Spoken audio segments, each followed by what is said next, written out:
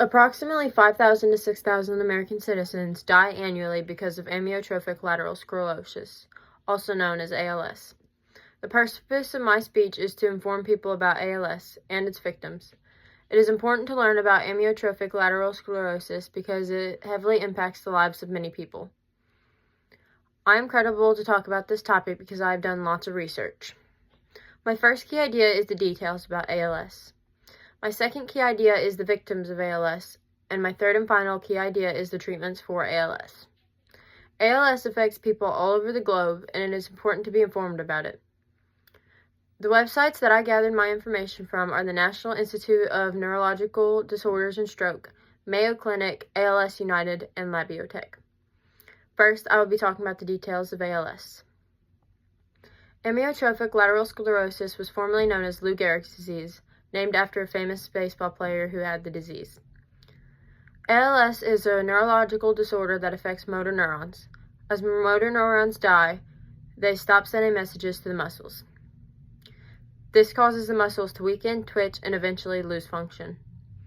ALS affects voluntary movements like walking, talking, chewing, and breathing. The symptoms of ALS get worse over time. People with ALS have slurred speech and trouble swallowing. People who have ALS have trouble controlling emotional displays, which means they can laugh or cry at any time without meaning to. ALS usually starts in the hands, feet, arms, or legs.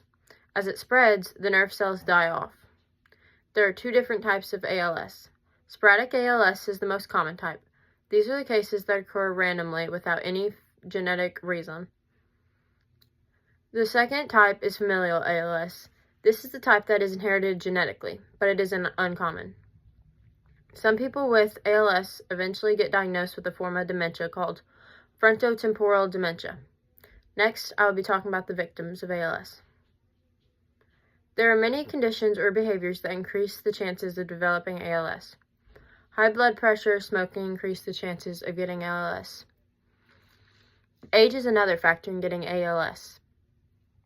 ALS can develop regardless of age, but it is most common in people between the ages of 55 and 75. At younger ages, men are more likely to get ALS than women. This is because the differences in how men and women's nervous systems are structured. Another factor is the protective effects of female hormones such as estrogen. Studies suggest that military veterans are slightly more likely to develop ALS. Although there is no exact reason for this, some risk factors include exposure to lead, pesticide, and other toxins from the environment. Head injuries can also be a factor for developing ALS. In some cases, ALS is genetic. 10% of people with ALS pass down a risk gene to their offspring. This is known as hereditary ALS. The offspring have a 50% chance of inheriting the risk gene. Women who smoke have a higher chance of getting ALS, especially after they go through menopause. Some celebrities who have developed ALS have made a big impact on the ALS community. Famous scientist Stephen Hawking received his diagnosis in 1963 at the young age of 21. His doctors gave him a rough estimate and said he would only live 2 years, but he defied all odds and survived 55 years with ALS. As his condition worsened, he relied on technology to help him. He used a speech-generating device for communication and a wheelchair to help him move in his everyday life. Another notable person with ALS was Lou Gehrig, the man who gave ALS its most common name. Lou Gehrig was a legendary first baseman for the Yankees, but his sudden diagnosis pushed him to an early retirement. Gehrig was known as the Iron Horse, but this doesn't only refer to his impressive baseball career. He is a symbol of perseverance and courage, and his legacy still inspires ALS patients today.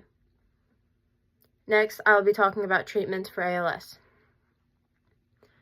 Drugs to aid people with ALS have advanced tremendously over the years. Though there is no way to reverse the damage done to the motor neurons or cure ALS, there are ways to help slow the progression and extend survival. Rehabilitation and therapy are very helpful to ALS patients. Physical therapy can help people who have ALS maintain function and movement. This lowers the risk of falls and joint pains and helps ALS patients to be able to remain as independent as possible. Speech therapists help people with ALS speak clearly and loudly. A brain-computer interface allows people to communicate or control a wheelchair using their brain activity. To conclude my speech, the purpose of my speech is to inform my audience about amyotrophic lateral sclerosis. My first key idea was the details about ALS. My second key idea was the victims of ALS, and my third key idea was the treatments for ALS. Now that you are more informed on the subject, you can be more understanding and aware of people with ALS. ALS can heavily impact people's lives, and it's important to be informed on the risk and symptoms of ALS.